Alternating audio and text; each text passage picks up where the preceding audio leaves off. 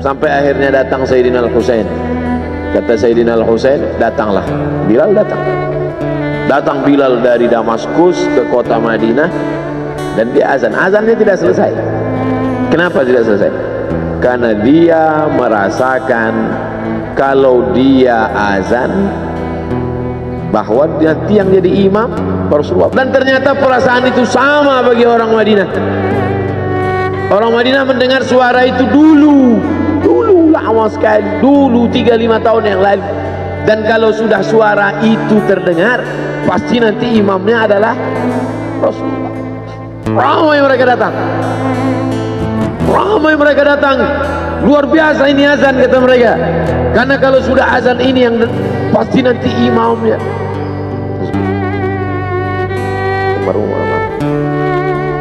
Al-Fatihah. A'udzubillahi minasyaitonir rajim.